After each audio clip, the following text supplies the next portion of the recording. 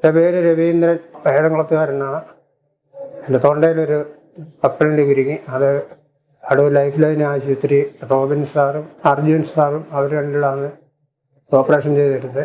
ഇവിടുത്തെ സ്റ്റാഫും ഒക്കെ അതിന് നല്ലപോലെ സഹകരിച്ചു. എനിക്ക് കുഴപ്പമൊന്നുമില്ല. ഞാൻ രവീന്ദ്രൻ്റെ ഭാര്യയാണ്. ഒരു കപ്പലിൻ്റെ നിന്ന് ശ്വാസം മേളോട്ട് പോയി, അത് ശ്വാസക്കുഴലിൽ പോയി. അത് കഴിഞ്ഞ് ഇവിടെ ഞങ്ങൾ ലൈഫ് ലൈനിൽ വന്ന് അർജുൻ സാറും റോബിൻ സാറും കൂടെ ചേർന്ന് എൻഡോസ്കോപ്പി ചെയ്ത് അത് പുറത്തെടുത്ത് ഇപ്പോൾ എൻ്റെ ഭർത്താവിന് ഒരു കുഴപ്പവും ഇല്ലാതിരിക്കുന്നു. ശ്വാസമുട്ടലൊക്കെ കുറവുണ്ട്. എല്ലാവരും നല്ല രീതിയിലാണ് ഞങ്ങളോട് സഹകരിച്ചത്. ഇതുവരെ ഉള്ളതും നല്ല ഭംഗിയായിട്ടെല്ലാം കാര്യങ്ങൾ നടത്തി ഞങ്ങൾ ഇന്ന് ഡിസ്ചാർജ് ചെയ്ത് പോവുക. നമസ്കാരം, ഞാൻ doctor Arjun Suresh, life line ഹോസ്പിറ്റലിലെ പൾമനോളജി വിഭാഗം ഡോക്ടറാണ്. ശ്വാസകോശത്തിൽ പല പദാർത്ഥങ്ങളും പോകുന്നത് സാധാരണയായി സംഭവിക്കുന്ന ഒരു അവസ്ഥയാണെങ്കിലും അത്യന്തം ബുദ്ധിമുട്ടുണ്ടാക്കുന്ന ഒരു രോഗാവസ്ഥയാണ്. നമ്മൾ കോമൺ ആയിട്ട് കാണാറുള്ളത് കടല പോലത്തെ വസ്തുക്കൾ, ഈച്ച, പാറ്റ, പേന, ഇതുപോലെ പല വസ്തുക്കളും ഉള്ളിൽ പോയി പല രോഗികളും പല അവസ്ഥകളിലും എത്താറുണ്ട്. ഇത് എടുക്കുവാനായിട്ടുള്ള സംവിധാനങ്ങൾ നമ്മുടെ അടുത്ത് ഓൾറെഡി അവൈലബിൾ ആയിരുന്നെങ്കിലും ഈയിടയ്ക്ക് ഉണ്ടായ ഒരു അനുഭവം പറയാൻ വേണ്ടിയാണ് ഞാൻ വന്നിരിക്കുന്നത്. ഈയിടെ നമ്മുടെ കാഷ്വാലിറ്റിയിലേക്ക് ഒരു രോഗി വരികയുണ്ടായി. അദ്ദേഹം കടല കഴിച്ചുകൊണ്ടിരിക്കുമ്പോൾ പെട്ടെന്ന് ശ്വാസം മുട്ടലായി.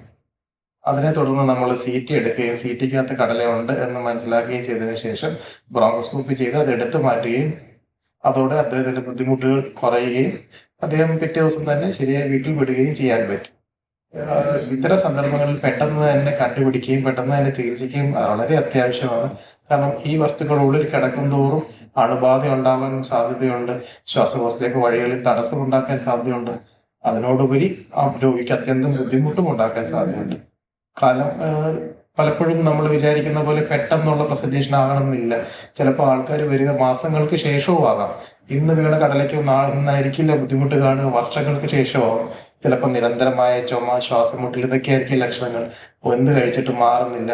ഇങ്ങനെയുള്ള സാഹചര്യങ്ങളിൽ നമ്മൾ പലപ്പോഴും ബ്രോങ്കോസ്കോപ്പി, അതിന് അനന്തരം വേണമെങ്കിൽ റിജിഡ് ബ്രോങ്കോസ്കോപ്പി എന്ന് പറഞ്ഞൊരു പ്രക്രിയയുണ്ട്. അതായത് കുറച്ചുകൂടി വലിയൊരു കുഴലുള്ള ബ്രോങ്കോസ്കോപ്പി ഉള്ളിൽ പാസ് ചെയ്ത് ചെറിയ കുഴൽ എടുത്തിട്ട് വേണ്ട സാധനങ്ങൾ എടുത്ത് മാറ്റുക. അപ്പോൾ രക്തമൊക്കെ വന്നാലും നമുക്ക് ഡീൽ ചെയ്യാനും കൺട്രോൾ ചെയ്യാനുമുള്ള സംവിധാനങ്ങളുണ്ടാവും.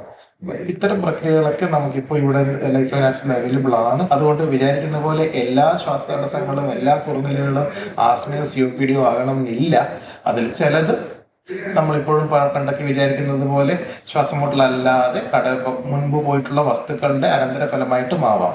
അപ്പം ഇത് സ്വയം ചികിത്സിക്കാതെയോ മരുന്ന് കഴിക്കാതെയോ അടുത്തുള്ള ഒരു വിദഗ്ധനെ കാണിക്കുക എന്നുള്ളത് അത്യന്താപേക്ഷിതമാണ്.